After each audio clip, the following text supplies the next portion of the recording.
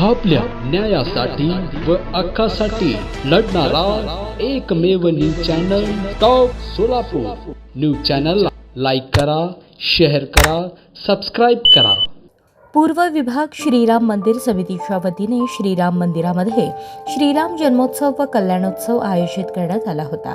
9 दिवस प्रभूंची विविध रूपे अवतार साकारण्यात आली होती। शेवटच्या दिवशी श्रीराम नवमी निमित्त प्रभू श्रीरामचंद्र यांचे अवतार साकारून पहाटेपासून विविध धार्मिक विधी संपन्न झाले। त्यानंतर होम हवन, श्रीराम रक्षा स्तोत्र पठण, श्रीराम पारायण संपन्न झाले। त्यानंतर दुपारी ठीक 12 वाजता श्रींच्या पाळणा उत्सवाची सुरुवात करून गुलाल उधळून प्रभू श्री रामचंद्र की जय, सियावरे रामचंद्र की जय, जय श्रीराम या घोषणा देण्यात आल्या। सुवासिनी महिलांनी पाळणा गीत गाऊन श्रींना गुलाल वाहिला। सायंकाळी कल्याणोत्सव रथ मिरवणूक काढण्यात आली। यावेळी भक्तांना प्रसाद वाटप करण्यात आला। दरम्यान श्रींचे दर्शन घेण्यासाठी श्रींच्या गर्भगाभाऱ्यात आबालवृद्ध महिलांची, भाविकांची एकच गर्दी झाली होती। धर्मदर्शन रांग आणि अर्चना रांग अशा वेगवेगळ्या रांगा करून भक्तांसाठी मंदिर खुले करण्यात आले होते। यावेळी सारे वातावरण प्रसन्न आणि चैतन्यमय झाल्याचे दिसून आले। तत्पूर्वी उत्सव मूर्तींना अभिषेक करून पुष्पहार अर्पण करण्यात आला। दरम्यान मंदिर समितीचे दयानंद कोंडाबत्तीर आणि गोवर्धन चाटला यांनी याबाबत अधिक माहिती दिली।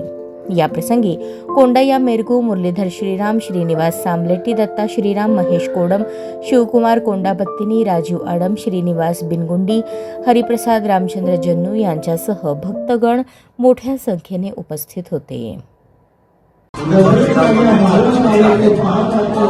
आज आपण राम जन्मोत्सवानिमित्त हिंदू पद्धतीने हा कार्यक्रम असतो। आज सकाळी सुप्रभात झाला, नित्याभिषेक झाला, त्यानंतर विष्णू पंचायत पूजा झाली।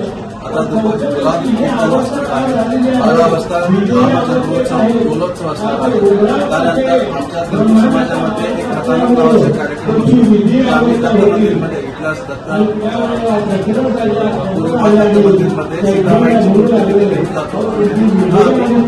राम मंदिरात आणतो। त्याला कथानक असं म्हणतात।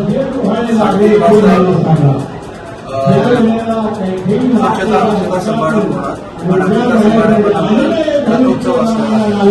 आपण भक्तांनी बनवलेलं आहे आणि हे आनंद समजत असतात। असं अगदी पद्धतीने आणि पारंपरिक पद्धतीने आणि अगदी तळामनाने हे इथं हा कार्यक्रम दरवर्षी साजरा होतो।